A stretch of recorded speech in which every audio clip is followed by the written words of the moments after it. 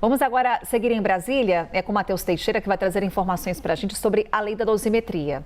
Há pouco comentávamos, Matheus, no nosso quadro Liberdade de Opinião, sobre a aplicação dessa lei que continua suspensa por uma decisão do ministro Alexandre de Moraes. Ele aguarda o julgamento do plenário do Supremo sobre a constitucionalidade das novas regras, que é um ponto questionado em ações judiciais. E aí, a pergunta que te fazemos, Matheus, quais são suas apurações sobre previsão? Quando é que o Supremo Tribunal Federal deve pautar esse julgamento? Quando que ele deve acontecer? E em que medida uma demora para pautar esse tema no STF pode levar ao avanço do PL da anistia, que foi ressuscitado pelo líder do PL?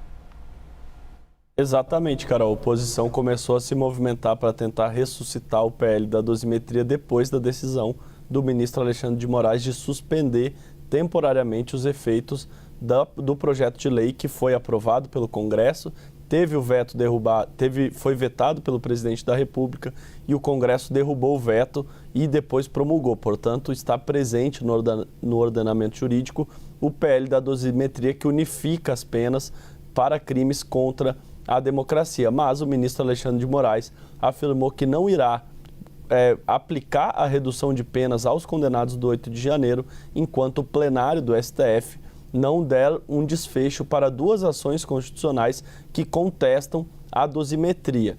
O ministro Alexandre de Moraes foi sorteado o relator, ele deu 5 dias para que o Congresso Nacional e a Presidência da República se manifestem, depois terão mais 3 dias a Advocacia Geral da União e a Procuradoria-Geral da República, que também irão se manifestar. Essa é a etapa que a gente chama de instrução processual. Depois de todo mundo ter sido ouvido, o processo estará instruído e a expectativa é que o ministro Alexandre de Moraes, tão logo se encerre essa fase, libere para julgamento do plenário físico do Supremo. Depois de levar para o plenário, cabe ao presidente do Supremo Tribunal Federal, Edson Fachin, marcar uma data para o julgamento, escolher um dia que os ministros vão se reunir para tratar dessa questão. E o presidente do Supremo, Edson Fachin, tem afirmado nos bastidores que não irá demorar. Assim que o processo estiver liberado, ele pretende não demorar para encontrar uma data para o Supremo se reunir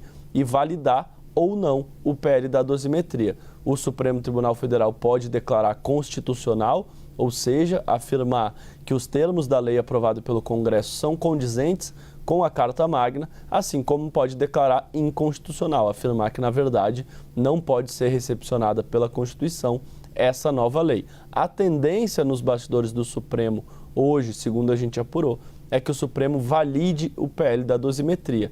E esse será um primeiro momento, o momento em que o plenário se reunirá para validar ou não.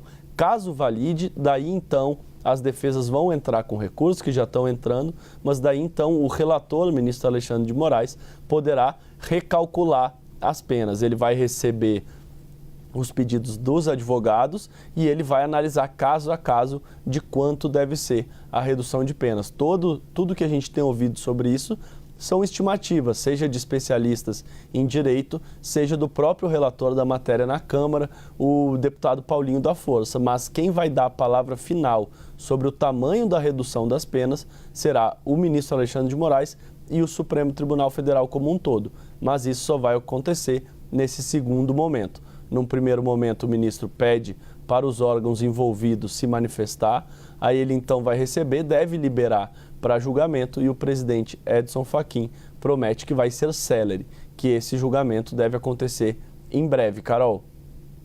Obrigada, Matheus. A gente, claro, aguarda então também a posição que temos de Congresso e governo com relação à lei da dosimetria. A gente vai acompanhando o andamento aí dessas ações judiciais.